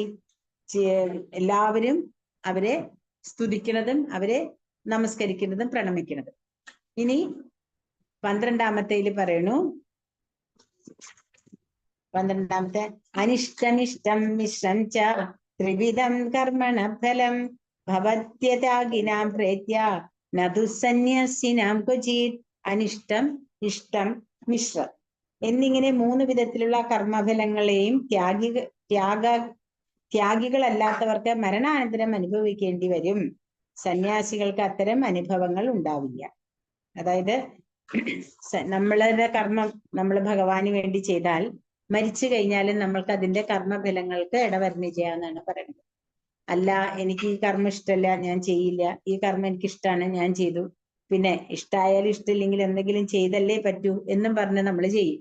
അപ്പൊ ഈ ചെയ്ത കർമ്മങ്ങൾക്കൊക്കെ നമുക്ക് പാപപ്രതികരണങ്ങൾ ഉണ്ടാവാം. അങ്ങനെ വന്നാൽ അത് നമ്മൾ എന്ത് ചെയ്യണം? അത് നമ്മള് മരണാനന്തരം അനുഭവിക്കേണ്ടി വരും. എന്നാൽ കാമ്യകർമ്മങ്ങളിലൊന്നും ഒരു ശ്രദ്ധയുമില്ലാതെ എന്റെ കർത്തവ്യമാണ് എന്ന് പറഞ്ഞ് എല്ലാത്തിനെയും ത്യജിച്ചിട്ട് പരിപൂർണ ത്യാഗത്തോട് കർമ്മം ചെയ്യുമ്പോൾ അത് ആ സന്യാസിക്ക് അങ്ങനെയുള്ള ഒരു അനുഭവങ്ങൾക്കും ഇടവരുന്നില്ല. ഇനി ഇവിടുന്ന് 13 തൊട്ട് 17 വരെ ഭഗവാൻ ഇവിടെ എന്താ പറയാൻ പോണത്? സാഖ്യയുടെയും വേദാന്തത്തിന്റെയും ഉപസംഹാരം. പരമാത്മാവ് നയിക്കുന്ന പ്രവർത്തനങ്ങൾ പ്രതികരണങ്ങളിൽ നിന്ന് സ്വാതന്ത്ര്യം നൽകുന്നു. കൃഷ്ണൻ വേദാന്തത്തെ ഉദ്ധരിക്കുകയും 5 ഘടകങ്ങൾ ഉൾക്കൊള്ളുന്ന പ്രവർത്തനങ്ങളെ വിശകലനം ചെയ്യുകയും ചെയ്യുന്നു. ബന്ധിതരാകാതെ പ്രവർത്തനങ്ങൾ നടത്താൻ ഞങ്ങളെ സഹായിക്കാനാണിത്. ഈ ഘടകങ്ങളിൽ ഏറ്റവും പ്രധാനപ്പെട്ടത് പരമാത്മാവാണ്. പരമാത്മാവിന്റെ നിർദ്ദേശപ്രകാരം പ്രവർത്തിക്കുമ്പോൾ അവന്റെ പ്രവർത്തനങ്ങളോടുള്ള പ്രതികരണങ്ങൾ ഒരാളെ ബാധിക്കില്ല. അപ്പോ ഇവിടെ നമ്മുടെ 13-ാമത്തെയും 14-ാമത്തേല് നമ്മൾ മനസ്സിലാക്കേണ്ട ഒരു വളരെ പ്രധാനപ്പെട്ട ഒരു ശ്ലോകമാണ്. അതായത് നമ്മളില് 5 ഘടകങ്ങൾ വേണം ഒരു കാര്യം സക്സസ് ആവാൻ. അപ്പൊ എന്തോ ഒരു കാരണം ചെയ്താലും അതിന് ഒരു ശരിയായ ഒരു ഫലം കിട്ടണമെങ്കിൽ 5 കാര്യങ്ങൾ വേണമെന്നാണ് ഭഗവാൻ പറഞ്ഞത്. അത് നമുക്ക് എന്താണെന്ന് നോക്കാം. 13, 14 പഞ്ചശൈതാനി മഹാബാഹോ കാരണാനി നിബോധമേ സാഖ്യേ കൃതാന്തേ പ്രോക്താനി സിദ്ധയേ സർവകർമ്മണാം അധിഷ്ഠാനം തഥാ കർത്ത കരണം ച പൃഥഗ്വിധം വിവിധാശ്ച പൃഥക് ചേഷ്ട ദൈവം ചൈവാത്ര പഞ്ചമം. 5 കാര്യങ്ങള് നമുക്ക് വേണം എന്നാണ് പറയുന്നത്. പഞ്ചൈചാനി മഹാബാഹോ. ഇവിടെ ഭഗവാൻ അർജുനോട് പറയുന്നു, മഹാബാഹുവായ അർജുന, വേദാന്ത പ്രമാണങ്ങൾ അനുസരിച്ചിട്ട് സർവകർമ്മങ്ങളുടെയും നിർവഹണത്തിന് 5 കാരണങ്ങളുണ്ട്. അതെന്തൊക്കെയാണെന്ന് ഭഗവാൻ അടുത്ത ശ്ലോകത്തിലാണ് പറയുന്നത്. അതായത് അധിഷ്ഠാനം, കർമ്മം ചെയ്യുന്ന ആൾ, കരണങ്ങൾ, നാനാവിധത്തിലുള്ള ഉദ്യമങ്ങൾ, പരമാത്മാവ്. അതായത് നമ്മള് ഒരു ജീവിച്ചിരിക്കുന്ന ഒരു ശരീരം കൊണ്ടേ നമുക്ക് കർമ്മം ചെയ്യാൻ പറ്റുള്ളൂ, അല്ലെ? അപ്പൊ എന്ത് പ്രവൃത്തി ചെയ്യണമെന്നുണ്ടെങ്കിലും ഒരു ശരീരം ആവശ്യമാണ്. ഇപ്പോ മനുഷ്യരാണ് ഇതിലെ ഏറ്റവും കൂടുതൽ ചെയ്യണത്, അല്ലെ? മറ്റുള്ളവർക്ക് എന്ന് പറഞ്ഞാൽ അവരുടേതായ ഡ്യൂട്ടി. അവർക്ക് ഒരു പൂച്ചയുടെ ശരീരത്തിൽ ഇരുന്നാൽ അവര് പകലൊക്കെ ഉറങ്ങാൻ, രാത്രി കണ്ണഴിച്ച് നമ്മളെ എന്താ പറയാ, നമ്മുടെ പുറകിൽ നടക്കുക, അങ്ങനെ അത് അവരൊരു ചിട്ടയില്ല. പക്ഷെ നമ്മുടെ കാര്യത്തിൽ എങ്ങനെയാ? നമ്മൾക്കൊരു കർമ്മം ചെയ്യണമെന്നുണ്ടെങ്കിൽ അതിനൊരു ശരീരം കൂടിയേ തീരും. എല്ലാവർക്കും വേണം, എല്ലാ ജീവജാലങ്ങൾക്കും ശരീരം കൂടിയേ തീരും. അത് കൂടാതെ ഇവിടെ പറയണു, കർമ്മം ചെയ്യുന്ന ആൾ, അതായത് നമുക്ക് ശരീരം മാത്രം ഉണ്ടായിട്ട് കാര്യമില്ല, അല്ലെ? ആ ചെയ്യണ ഒരാളായിട്ട് അവിടെ, അതായത് കർമ്മം ചെയ്യാനായിട്ട് കർത്താവ് എന്നുള്ള ഒരു ഇതില് ഒരാൾ അവിടെ വേണം. പിന്നെ എന്താണ് വേണ്ടത്? പിന്നെ വേണ്ടത് കരണങ്ങൾ. അപ്പൊ ഈ ശരീരത്തില് ഇന്ദ്രിയങ്ങളുണ്ട്, ജ്ഞാനേന്ദ്രിയങ്ങളുണ്ട്, കർമ്മേന്ദ്രിയങ്ങളുണ്ട്. ഈ ഇന്ദ്രിയങ്ങളിൽ കൂടെയാണ് നമ്മളൊരു കർമ്മം ചെയ്യണത്. പിന്നെന്താ വേണ്ടത്? അതിന് വേണ്ട പല നാനാവിധത്തിലുള്ള ഉദ്യമങ്ങള്. ഇപ്പൊ ഒരു വീട് കെട്ടണമെന്നുണ്ടെങ്കിൽ ഒരു സ്കെച്ച് ഉണ്ടാക്കണം, ഒരു ഫൗണ്ടേഷൻ കെട്ടാൻ സ്ഥലം വേണം. ആ സ്ഥലത്തിന് നമ്മള് ആദ്യം വേണ്ടത് സ്ഥലമാണ്. സ്ഥലം വേണ്ടി കഴിഞ്ഞിട്ടാണ് നമ്മൾ സ്കെച്ച് ഉണ്ടാക്കണം. അത് കഴിഞ്ഞ് നമ്മൾ ഫൗണ്ടേഷൻ ഇടണമെന്നുണ്ടെങ്കിൽ അതിന് വേണ്ട സാമഗ്രികൾ വേണം, അല്ലെ? ആ സാമഗ്രികള് വേണമെന്നുണ്ടെങ്കിൽ ആ സാധനങ്ങൾ കെട്ടുന്ന ആൾക്കാര് ആരോഗ്യമുള്ള കൈകളും കാലുകളും ഒക്കെ വേണം. ബുദ്ധിയുള്ള തലയുണ്ടെങ്കിൽ നല്ലൊരു സ്കെച്ച് ഉണ്ടാക്കാൻ പറ്റുള്ളൂ. അപ്പോ ഇതെല്ലാം നമുക്ക് ഒരു ഉദ്യമത്തിന് ആവശ്യമുണ്ട്. എന്നാൽ ഇത് മാത്രം മതിയോ? പോരാ അല്ലെ. ഇതിന് പുറമെ നമുക്ക് വേണ്ടതാണ് ഭഗവാന്റെ അനുഗ്രഹം, ഭാഗ്യം. അതാണ് ഇവിടെ പരമാത്മാവ്. എന്നിവയാണ് കർമ്മത്തിന്റെ 5 ഘടകങ്ങൾ. ഇനി ഇവിടെ 15-ാമത്തെ ശ്ലോകത്തിൽ പറയുന്നു, ശരീരവാങ്മനോഭിര്യ കർമ്മ പ്രാരഭതേ നരഹ ന്യായം വാ വിപരീതം വാ പഞ്ചൈതേ തസ്യ ഹേതവാ. അതായത് ന്യായമാകട്ടെ അന്യായമാവട്ടെ മനുഷ്യൻ തന്റെ ശരീരം, വാക്ക്, മനസ്സ് എന്നിവയാൽ ചെയ്യുന്ന ഏതൊരു പ്രവൃത്തിക്കും കാരണം ഈ 5 ഘടകങ്ങളാണ്. ഈ 5 ഘടകങ്ങൾ വളരെ ഇമ്പോർട്ടന്റ് ആണ് അല്ലെ. കാരണം നമ്മള് തെറ്റ് ചെയ്തോ ശരി ചെയ്തോ എന്നല്ല, അതിനെല്ലാത്തിനും പ്രധാനപ്പെട്ടത് ആളുടെ ശരീരം, അയാളുടെ മനസ്സ്, അതായത് ഒരു കർത്താവ്, ആ കർത്താവുണ്ട്, ഇന്ദ്രിയങ്ങളുണ്ട്, പിന്നെ അതിന് അനുകൂലമായിട്ടുള്ള സ്ഥലം വേണം. അപ്പോ പിന്നെ പരമാത്മാവ് ഭഗവാൻ നമ്മുടെ എല്ലാവരുടെയും ശരീരത്തിൽ ഇരുന്നുകൊണ്ട് നമുക്ക് ഇത് തരികയാണ്, പെർമിഷൻ തരുന്നുണ്ട് നമ്മുടെ എല്ലാ ആഗ്രഹങ്ങളും. അപ്പോ അങ്ങനെയുള്ള ഈ 5 കാര്യങ്ങൾ കൊണ്ടാണ് നമ്മൾ എല്ലാ തരത്തിലുള്ള കർമ്മങ്ങളും ചെയ്യുന്നത്. ഈ 5 ഘടകങ്ങളെയും കണക്കിലെടുക്കാതെ താൻ തന്നെയാണ് കർത്താവ് എന്ന് വിചാരിക്കുന്നവൻ തീർച്ചയായും ബുദ്ധിമാനല്ല. അയാൾക്ക് സംഗതികൾ യഥാർത്ഥം കാണാനും കഴിയില്ല. അപ്പൊ ഇതെന്താന്ന് വിചാരിക്കില്ലേ, നമുക്ക് ആകെ ഒരു കൺഫ്യൂഷനാണ്. ഈ 5 ഘടകങ്ങൾ എല്ലാവർക്കും ഉള്ളതല്ലേ, പിന്നെന്താ ഇങ്ങനെ ഒരു ഇതെന്നല്ലേ. അതെന്തുകൊണ്ടാന്ന് പറയണത് വെച്ചാല് ഈ 5 ഘടകങ്ങളും ചെയ്യാനായിട്ട് എന്താ പറയാ, ചെയ്യണത് പരമാത്മാവിന്റെ സാന്നിധ്യത്തിലാണെന്നുള്ള ബോധത്തോടു കൂടെ നമ്മൾ ചെയ്യുമ്പോൾ ആ കർമ്മങ്ങൾ നമ്മൾക്ക് ശരിയായ വിധത്തിൽ ചെയ്യാൻ പറ്റും. എന്നാൽ പരമാത്മാവ് എന്ന് പറഞ്ഞ ഒരാളേ ഇല്ല എന്നും, ഇതെല്ലാം ഞാനാണ് ഇതിന്റെ എല്ലാം കർത്താവ്, ഇതെല്ലാം എന്റെ ബുദ്ധി കൊണ്ടുണ്ടായതാണ്, ഇതെല്ലാം എന്റെ കഴിവുകൊണ്ടുണ്ടായതാണ്, അങ്ങനെ വിചാരിക്കുന്നവൻ ബുദ്ധിമാനല്ല എന്നാണ് ഭഗവാൻ പറയുന്നത്.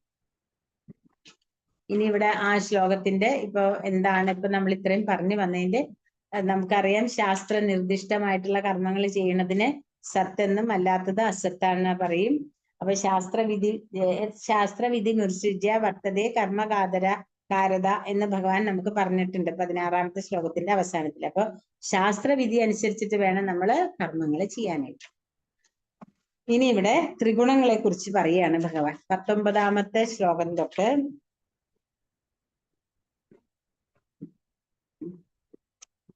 40 വരെ പറയണു. അതായത് 5 ഘടകങ്ങൾക്ക് അനുസൃതമായി ഒരാളുടെ പ്രവൃത്തി ഭൗതിക പ്രകൃതിയുടെ ത്രിഗുണങ്ങൾ നിർണയിക്കപ്പെടുന്നു. ഇതിൽ ഉൾപ്പെടുന്നു ഒരാളുടെ അറിവ്, പ്രവർത്തനം, പ്രവർത്തന പ്രകടനം, ധാരണകൾ, ദൃഢനിശ്ചയം, സന്തോഷം. പ്രപഞ്ചത്തിലെ എല്ലാ പ്രവർത്തനങ്ങളും അങ്ങനെ ത്രിഗുണങ്ങളാൽ നിയന്ത്രിക്കപ്പെടുന്നു. ഇപ്പോ നമ്മള് ത്രിഗുണങ്ങളുടെ സ്വാധീനത്തിനെ കുറിച്ച് നേരത്തെ മനസ്സിലാക്കി. 3 തരത്തിലുള്ള ആരാധന, ത്യാഗം, തപസ്, ദാനം, ആഹാരം, ഇതൊക്കെ നമ്മൾ പഠിച്ചു. ഇവിടെ ഇനിയും ഭഗവാൻ പറയുകയാണ് ഈ 3 തരത്തിലുള്ള ഒരു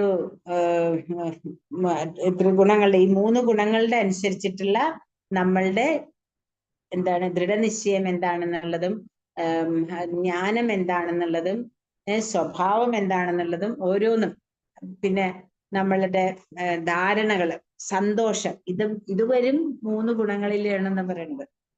അപ്പൊ 20-ാമത്തെ ശ്ലോകത്തിൽ പറയുന്നു, അസംഖ്യം രൂപങ്ങളിൽ ഭിന്നമായി കാണപ്പെടുന്നുവെങ്കിലും എല്ലാ ജീവജാലങ്ങളിലും അവിഭക്തമായ ഒരേ ആധ്യാത്മിക പ്രകൃതിയെ കാണാൻ കഴിയുന്ന ജ്ഞാനം ഏതോ അതാണ് സാത്വികമായതെന്ന് നീ മനസ്സിലാക്കണം.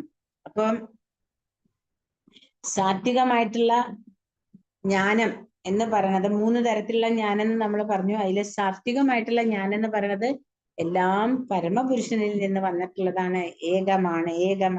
അതായത് ഞാൻ കൃഷ്ണനിലും കൃഷ്ണൻ എല്ലാവരിലും, അതാണ് ഏകമായിട്ടുള്ള ആ ഒരു പൂർണ്ണജ്ഞാനം എന്ന് പറയുന്നത്. അപ്പൊ അങ്ങനെയുള്ളത് സാത്വികമായിട്ടുള്ളതാണെന്നാണ് ഭഗവാൻ പറഞ്ഞത്. സർവഭൂതേഷു ഏനൈവം ഭാവമവ്യയമീക്ഷതേ, എല്ലാത്തിലും ഒരേപോലെ കാണുക, ദ്വന്ദ്ങ്ങളില്ലാണ്ട്. അവിഭക്തം വിഭക്തേഷു തജ്ഞാനം വിദ്ധി സാത്വികം. അപ്പം അങ്ങനെ ഭക്തന്മാര്, അതായത് എന്താ പറയാ, അവിഭക്തമായതിനെയും വിഭിന്നമായതിനെയും, അതായത് ഭക്തന് ഇവിടെ പ്രത്യേകിച്ച് പറയുന്നത് എന്താ വെച്ചാൽ ആത്മാവിനെ കുറിച്ച് അറിയുന്നു എന്നുള്ളതാണ് ഇവിടെ. അങ്ങനെ ആധ്യാത്മിക പ്രകൃതിയെ കാണാൻ കഴിയുന്നതാണ് ജ്ഞാനം. അപ്പൊ എല്ലാ ജീവജാലങ്ങളിലും ഒരേ ആത്മചൈതന്യമാണ് നിലകൊള്ളുന്നതെന്ന് അറിയാൻ കഴിയുന്നതാണ് സാത്വിക ജ്ഞാനം. ഇനി 21ാമത്തെ ശ്ലോകത്തിൽ പറയുന്നു, പൃഥക്വേന ജ്ഞാനം നാനാഭാവാൻ പൃഥഗ്വിദാൻ വേത്തി സർവേഷു ഭൂതേഷു തജ്ഞാനം വിദ്ധി രാജസം. ഓരോ ശരീരത്തിലും വെവ്വേറെ തരത്തിലുള്ള ഓരോ ജീവാത്മാവ് കുടികൊള്ളുന്നു എന്ന് തോന്നിക്കുന്ന ജ്ഞാനം രാജസമാണ്. അപ്പം രാജസമായിട്ടുള്ള ജ്ഞാനത്തിനെയാണ് പറയണത് ഓരോ ശരീരത്തിലും വെവ്വേറെ തരത്തിലുള്ള ഓരോ ജീവാത്മാവ് കുടികൊള്ളുന്നു. അപ്പൊ ഞാൻ എൻ്റെ ശരീരം, ഇതിലൊരു ജീവാത്മാവ്, അല്ലെങ്കിൽ ഇതിലൊരു ഈ ആത്മാവ് വേറെ, അത് ആ ശരീരം വേറെ. അപ്പൊ അങ്ങനെ വേർതിരിച്ച് കാണാം. ഓരോ ശരീരത്തിലും ഓരോ തരത്തിലുള്ള ജീവാത്മാവ് കുടികൊള്ളുന്നു എന്ന് തോന്നിക്കുന്ന ജ്ഞാനം. പക്ഷെ എല്ലാത്തിലും അതിൻ്റെതായ ഭഗവാന്റെ അംശമാണ് എല്ലാവരും. പക്ഷെ ആ ആത്മാക്കള് ഓരോ വ്യക്തികളിലും വ്യത്യാസമാണ്. പക്ഷെ അത് ഏതെല്ലാം ഇതിൽ നിന്ന് വന്നാലും അത് ഒന്ന് തന്നെയാണ്. പിന്നെ ഇവിടെ 22ാമത്തേൽ പറയുന്നു, കാരണം കൂടാതെയും സത്യജ്ഞാനം നേടാതെയും എല്ലാം അത് തന്നെ എന്ന് കരുതി നിസ്സാര കാര്യത്തിൽ അതീവ താല്പര്യം കൊള്ളുന്നതുമായ അറിവ് തമോ ഗുണമാണ്. അതായത് നമുക്കൊന്നും, സത്യം പറഞ്ഞാൽ നമ്മൾ സനാതന ധർമ്മത്തിലുള്ള ആളുകളുടെ പ്രശ്നം നമ്മൾ പറയാറുണ്ട്, നമുക്കൊന്നിനെ കുറിച്ചും സത്യമായിട്ടുള്ള ജ്ഞാനം ഇല്ല. നമ്മളെല്ലാവരും പൊട്ടക്കിണറ്റിലെ തവളെ മാതിരിയാ. കുറച്ചറിയാം, കുറച്ച് കേട്ടിട്ടുണ്ട് എന്നല്ലാണ്ട് പൂർണ്ണമായ ജ്ഞാനം നമ്മൾക്ക് ആർക്കും ഇല്ല, അല്ലെ? എന്നിട്ട് എന്താ നമ്മൾ പറയാം, ഇതൊക്കെ തെറ്റാണെന്നും അല്ലെ ഇതൊക്കെ നിസ്സാരാണ്, ഇതിലൊന്നും വലിയ കാര്യമൊന്നുമില്ല.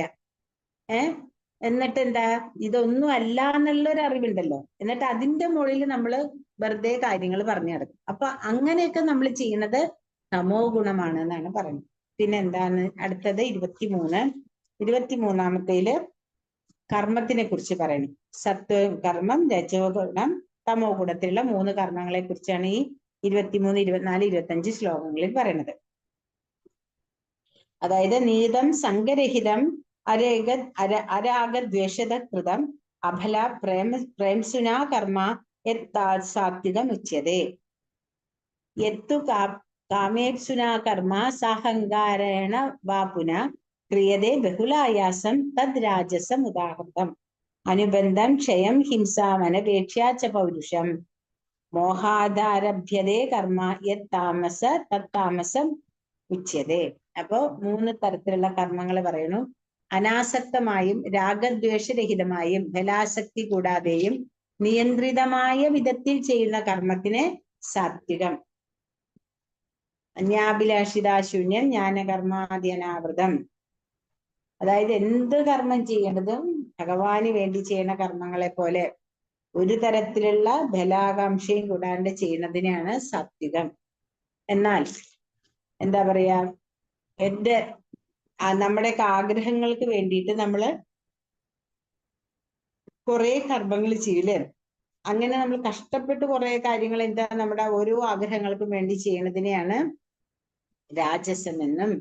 എന്നാൽ എന്തൊക്കെയോ ചെയ്തിട്ട് ആർക്കെങ്കിലുമൊക്കെ ദോഷം വന്നാലും വേണ്ടില്ല, എന്റെ കാര്യങ്ങളെല്ലാം ഭംഗിയായിട്ട് നടത്തണം എന്ന് പറഞ്ഞ് പൂർണ്ണമായും ശാസ്ത്രത്തിനെതിരായിട്ട് ചെയ്യും. അങ്ങനെയുള്ളതിനെയാണ് താമസം എന്ന് പറയുന്നത്. ഇനി ഇവിടെ പ്രകൃതിയുടെ 3 വ്യത്യസ്ത ഗുണങ്ങൾ അനുസരിച്ച് 3 വിധത്തിലുള്ള കർത്താവ് ആരൊക്കെയാണ്, അല്ല എന്തൊക്കെയാണ്? 26, 27, 28 ശ്ലോകങ്ങളിൽ കൂടെ പറയണു. മുക്തസംഗോനഹംവാദി ധൃത്യുത്സാഹസമന്വിതഃ സിദ്ധ്യോർ നിർവികാര കർത്താ സാത്വികമുച്യതേ. രാഗീ കർമ്മഫലപ്രേപ്സുർദുർലഭോ ലുബ്ധോ ഹിംസാത്മകോ ശുചി ഹർഷശോകാന്വിതാ കർത്താ രാജസാ പരികീർത്തിതഃ. അയുക്ത പ്രാകൃതസ്തബ്ധ ഷഡോ നൈഷ്കൃതി കോലസഃ വിഷാദി ദീർഘസൂത്രീ ച കർത്താ താമസമുച്യതേ. അതായത് കർത്താവ്, 3 കർത്താവിനെ പറ്റി പറയുന്നു. ഭൗതിക പ്രകൃതിയുടെ ത്രിഗുണങ്ങളുമായി ബന്ധപ്പെടാതെ മിഥ്യാഹങ്കാരം ത്യജിച്ചും സ്ഥിരനിശ്ചയത്തോടും ഉത്സാഹത്തോടും കൂടിയും ജയാപജയങ്ങളിൽ അക്ഷോഭ്യനായും പ്രവർത്തിക്കുന്നവനത്രേ സാത്വികൻ. അപ്പോ സാത്വിക കർമ്മത്തിനെ കുറിച്ചുള്ളത് പറയാണ്. അതായത് നമ്മൾ ചെയ്യണ കർമ്മങ്ങളെല്ലാം ഭഗവാന് സമർപ്പിച്ചിട്ടാണ് ചെയ്യണതെന്ന് പറഞ്ഞാലും അതില് യാതൊരു തരത്തിലുള്ള ആഗ്രഹങ്ങളില്ലാണ്ട് ഉത്സാഹത്തോടുകൂടെ, ജയ ആയാലും പരാജയമായാലും ഞാൻ എൻ്റെ കർമ്മങ്ങള് അതെന്റെ കർത്തവ്യമാണ് എന്നുള്ള നിലയിൽ ചെയ്യണം. അങ്ങനെ ചിന്തിച്ച് ചെയ്യണ ഒരാളെയാണ് സാത്വികൻ എന്ന് പറയുന്നത്. അല്ലാണ്ട് എന്റെ പ്രവൃത്തികളിലെല്ലാം എനിക്ക് ബലം വേണമെന്നും എന്നെ എല്ലാവരും പുകഴ്ത്തണം, അല്ലെങ്കിൽ എന്നെ എല്ലാവരും എന്താ പറയാ, ഭയങ്കര നല്ലായിട്ടുണ്ട്, അല്ലെങ്കിൽ നീ ഇല്ലെങ്കിൽ ഈ കാര്യങ്ങളൊന്നും നടക്കില്ല എന്നൊക്കെ ആൾക്കാർ പറയാൻ ആഗ്രഹിച്ചിരിക്കുന്ന ആൾക്കാരുണ്ടാവും. അങ്ങനെ ചിന്തിക്കുന്ന ആൾക്കാരെ, അല്ലെങ്കിൽ ചിന്തിക്കുന്ന മനസ്സിനെയാണ് രാജസൻ എന്ന് പറയുന്നത്. പിന്നെന്താ, എപ്പോഴും ശാസ്ത്രങ്ങളിൽ നിഷിദ്ധമായിട്ടും കർമ്മങ്ങളിൽ ഏർപ്പെടുന്നതും ഭൗതികവാദിയും ദുർവാശിക്കാരനും ചതിയനും മറ്റുള്ളവരെ അപമാനിക്കുന്നതിൽ സമർത്ഥനും അലസനും ദുഃഖിതനും കർത്തവ്യം നീട്ടിവെച്ചുകൊണ്ടിരിക്കുന്നവനെ താമസൻ എന്നും പറയുന്നു. അതൊക്കെ നമ്മളിപ്പോ കാണേണ്ടതാണ് അല്ലെ. ഇപ്പൊ നമ്മൾ ഏറ്റവും കൂടുതൽ കേരളത്തിലൊക്കെ കാണുന്നത് അങ്ങനെയൊക്കെ തന്നെയാണ്. എല്ലാത്തിനെയും ദ്വേഷിക്കുക, ശാസ്ത്രങ്ങൾക്കെതിരായിട്ട് പറയാം. അപ്പൊ അങ്ങനെയൊക്കെ ഉള്ളത് താമസത്തിലുള്ള ആളുകളാണ്, താമസൻ എന്നാണ് അവരെയൊക്കെ പറയാന്ന്. ഇനി വ്യത്യസ്ത ഗുണങ്ങൾ അനുസരിച്ചിട്ടുള്ള 3 വിധത്തിലുള്ള ബുദ്ധി, അത് 30, 31, 32. കുന്തി പുത്ര, ചെയ്യേണ്ടതും ചെയ്യപ്പെടേണ്ടാത്തതും എന്ത്? ഭയപ്പെടേണ്ടതും ഭയപ്പെടേണ്ടാത്തതും എന്ത്? ബന്ധത്തിനും മോക്ഷത്തിനും കാരണമാവുന്നത് എന്ത് എന്നെല്ലാം അറിയാവുന്നതാണ് സാത്വികമായ ബുദ്ധി. അപ്പോ നല്ല ബുദ്ധിമാൻ ഭഗവാൻ എപ്പോഴും പറയില്ലേ, ബുദ്ധിയുള്ളവരെ അതേ ചെയ്യുള്ളൂ, ബുദ്ധിയുള്ളവരാണ് ഭഗവാനെ ഭജിക്കുക, അല്ലെങ്കിൽ ബുദ്ധിയുള്ളവർക്ക് മാത്രമാണ് സുമേധസ, നല്ല ബുദ്ധിയുള്ളവർക്ക് മാത്രമേ ഭഗവാനെ കുറിച്ച് മനസ്സിലാക്കാൻ പറ്റുള്ളൂ എന്നെപ്പോഴും ഭഗവാൻ പറയും. ആ ബുദ്ധിയെയാണ് സാത്വിക ബുദ്ധി എന്ന് പറയുന്നത്. പിന്നെ ആ ശ്ലോകം വായിക്കാം. പ്രവൃത്തിഞ്ച നിവൃത്തിഞ്ച കാര്യേ ഭയാഭയേ ബന്ധം മോക്ഷം ചയാവേത്തി ബുദ്ധിസാ പാർത്ഥസാത്വികീ യാ ധർമ്മ കാര്യം ച കാര്യമേവ ച അയഥാവത് പ്രജാനാദി ബുദ്ധിസാ പാർത്ഥരാജസി. അധർമ്മം ധർമ്മമിതി യാ മന്യതേ തമസാവൃത സർവാർത്ഥാൻ വിപരീതാംശ ബുദ്ധിസാ പാർത്ഥ താമസി. അതായത് പ്രവൃത്തിഞ്ച നിവൃത്തിഞ്ച കാര്യേ ഭയാഭയേ ബന്ധം മോക്ഷം ചയാവേത്തി ബുദ്ധിസാ പാർത്ഥ സാത്വികി. അപ്പൊ ഇത് പറഞ്ഞ പോലെ, അതായത് ശാസ്ത്ര നിർദ്ദേശങ്ങൾ അനുസരിച്ചിട്ടുള്ള കർമ്മങ്ങള് നമ്മുടെ അനുഷ്ഠാനമാണ്, നമ്മുടെ കർമ്മങ്ങൾ ചെയ്യുന്നതാണ് പ്രവൃത്തി. കറക്റ്റ് ആയിട്ടുള്ള കർമ്മങ്ങൾ ചെയ്തതിനെ പ്രവൃത്തി എന്നും, നമ്മൾക്ക് ചെയ്യാൻ പാടില്ലാത്തതിനെ, അതായത് തെറ്റാണ് എന്നറിഞ്ഞാൽ അതിനെ ചെയ്യാണ്ടിരിക്കുന്നത്. അങ്ങനെ കർമ്മ പ്രതികർമ്മങ്ങളുടെ യാതൊരു തരത്തിലുള്ള ബന്ധനത്തിലും പെടാണ്ട് ബുദ്ധിപരമായിട്ട് വിവേചിച്ച് അറിഞ്ഞുകൊണ്ട് കർമ്മം ചെയ്യുന്നതിനെയാണ് സാത്വിക കർമ്മം എന്ന് പറയുന്നത്. ഇനി 31-ാമത്തേല് പറയുന്നത് രാജസകർമ്മം. അതായത് ധർമ്മം എന്ത്, അധർമ്മം എന്ത്, ചെയ്യേണ്ടത് എന്ത്, ചെയ്യരുതാത്തത് എന്ത് എന്ന് വേർതിരിച്ചറിയാനാവാത്ത ബുദ്ധി. ഇപ്പോ നമ്മളധികം സ്ഥലപുരാണങ്ങളും സ്ഥലത്തിനനുസരിച്ചുള്ള ആചാരങ്ങളാണ് നമ്മൾ ചെയ്യുക. അപ്പൊ ആ ചെയ്യണ ആചാരങ്ങൾ ചിലത് നല്ലതായിരിക്കും, ചിലത് ചീത്തയായിരിക്കും. അതൊന്നും ശാസ്ത്രത്തിൽ തന്നെ ഉണ്ടാവില്ല. അപ്പൊ നമുക്കൊരു സംശയവും ഒരു പേടിയൊക്കെയാണ്, ഇതിങ്ങനെ ചെയ്താൽ തെറ്റാണോ? അപ്പൊ എന്താ, വർഷങ്ങളോളം പറഞ്ഞു വന്നിട്ടുള്ളതാണ്. അപ്പൊ അതിനെ മാറ്റി നമ്മൾ ചെയ്താൽ അവര് ചുറ്റുള്ളവർ പറയും, അവൻ അങ്ങനെ ചെയ്തിട്ടാണ് അവൻ ഇങ്ങനെ വന്നത്. അത് ശാസ്ത്രത്തിൽ ഉണ്ടോ ഇല്ലയോ എന്ന് പോലും ആരും നോക്കില്ല. അങ്ങനെ വേർതിരിച്ചറിയാൻ പറ്റാണ്ട് ചെയ്യണതാണ് രാജസം, ആ ബുദ്ധി.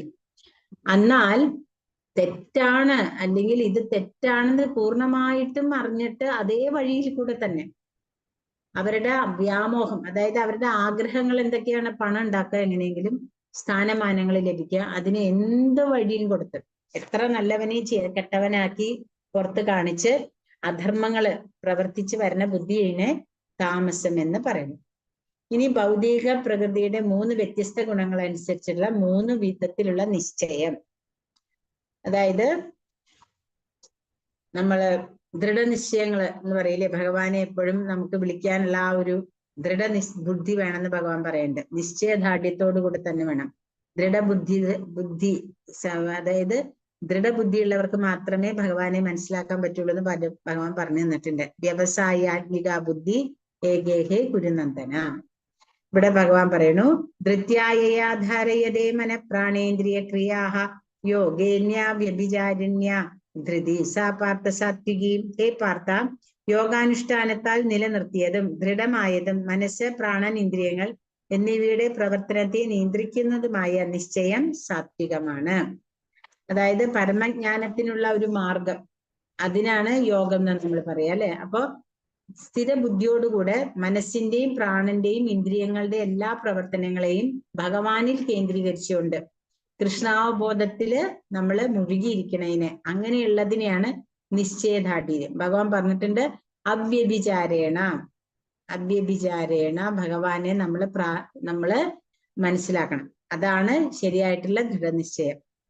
അപ്പോ അതിനെയാണ് സാത്വികം എന്ന് പറയുന്നത്, ആ നിശ്ചയത്തിന്. പിന്നെ രണ്ടാമത്തത് രാജസം. അതിലെന്താ പറയുന്നത്, യാതു ധർമ്മകാമാർത്ഥാൻ ധൃത്യാധാരയതേ അർജുന പ്രസംഗേന ഫലാങ്കാംക്ഷി ധൃതി സാ പാർത്ഥ രാജസി. അല്ലയോ അർജുന, ഏതൊരു നിശ്ചയം കൊണ്ടാണോ മനുഷ്യൻ ധർമ്മം, അർത്ഥം, കാമം എന്നിവയെ സ്വീകരിക്കുന്നത്, അവയിലുള്ള അത്യാസക്തി കൊണ്ട് ഫലാകാംക്ഷിയായി തീരുന്നത്, ആ നിശ്ചയം രാജസമാകുന്നു.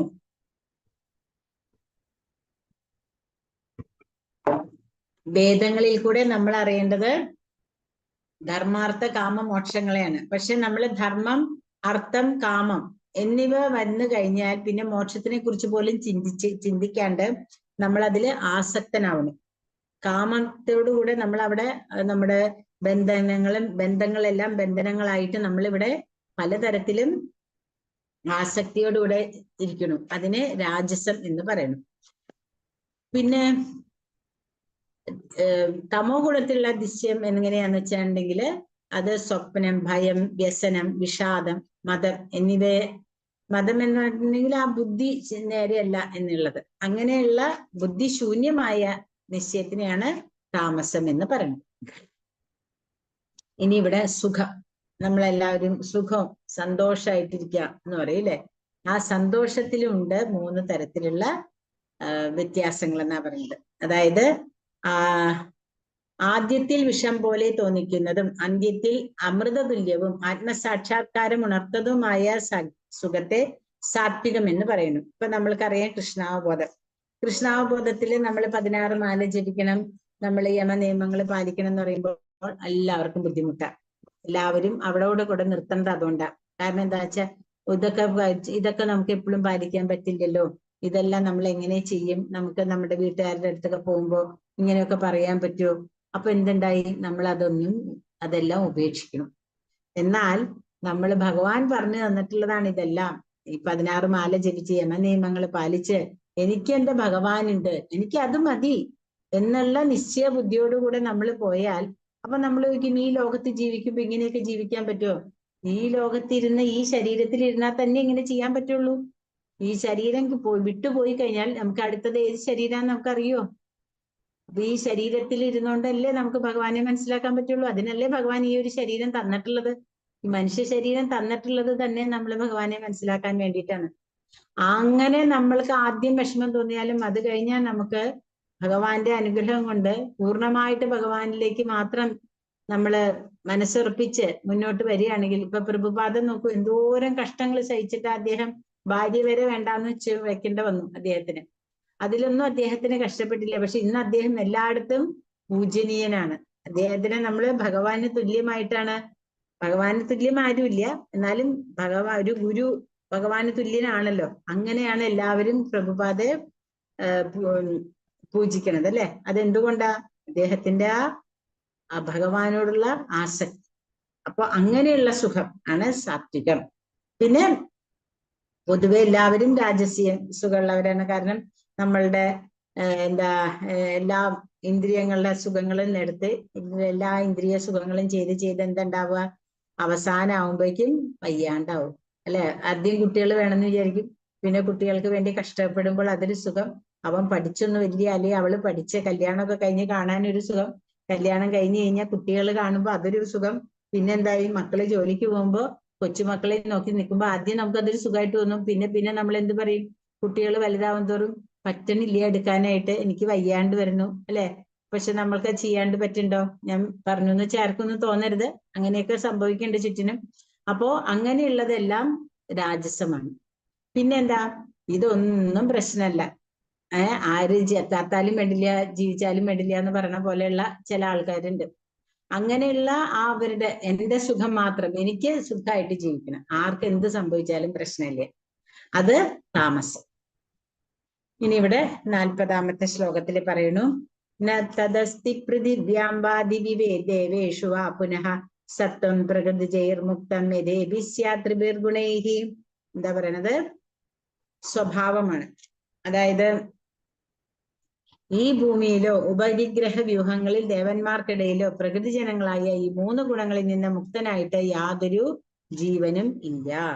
അപ്പോ ഇത്രയും നമ്മൾ മനസ്സിലാക്കി, സുഖങ്ങളെ കുറിച്ചും അതേപോലെ തന്നെ നമ്മുടെ ദൃഢനിശ്ചയത്തിനെ കുറിച്ചും നമ്മുടെ ത്യാഗത്തിനെ കുറിച്ചും എല്ലാം നമ്മളെ ഭഗവാൻ ഈ 3 ഗുണങ്ങളിൽ അനുസരിച്ചിട്ട് പറഞ്ഞു തന്നു. ഇവിടെ ഭഗവാൻ പറയുന്നു ബുദ്ധി, നമ്മുടെ ബുദ്ധി എങ്ങനെയാണ് 3 ഗുണങ്ങളിൽ പെടുന്നതെന്നും കർത്താവ് എങ്ങനെയാ 3 മനസ്സ് എങ്ങനെയാണുള്ളതെന്നൊക്കെ പറഞ്ഞു തന്നു. ഇവിടെ ഭഗവാൻ നമുക്ക് പറഞ്ഞു തരികയാണ്, ഈ 3 ഗുണങ്ങളിൽ നിന്ന് മുക്തനായിട്ട് ഇനി ആരും ഇല്ല, എല്ലാവരും ഈ 3 ഗുണങ്ങൾക്ക് ഇടയിൽപ്പെട്ടിട്ടുള്ളതാണ് എന്നാണ് ഭഗവാൻ പറഞ്ഞു തരുന്നത്. അപ്പൊ നമുക്ക് ഇവിടെ നിർത്താം. ഹരേ കൃഷ്ണ കൃഷ്ണ കൃഷ്ണ ഹരേ ഹരേ, ഹരേ രാമ രാമ രാമ ഹരേ ഹരേ. വാഞ്ചകൽപതരുഭ്യശ്ച കൃപാസിന്ധുഭ്യൈവ ച പതിതാനാം പാവനേഭ്യോ വൈഷ്ണവേഭ്യോ നമോ നമഃ. അനന്തകോടി വൈഷ്ണവൃന്ദി കി ജയ്, ശ്രീല പ്രഭുപാദി കി ജയ്, ശ്രീല ഗുരുദേവ് കി ജയ്, നിതായ ഗൗര പ്രേമാനന്ദേ. ഹരി ഹരി ബോൽ. ഹരേ കൃഷ്ണ. നമ്മുടെ ലിങ്ക് ഇട്ടിട്ടുണ്ട്, അറ്റൻഡൻസ് ലിങ്ക് ഇട്ടിട്ടുണ്ട്, എല്ലാവരും അറ്റൻഡൻസ് മാർക്ക് ചെയ്യണം കേട്ടോ. ഹരേ കൃഷ്ണ.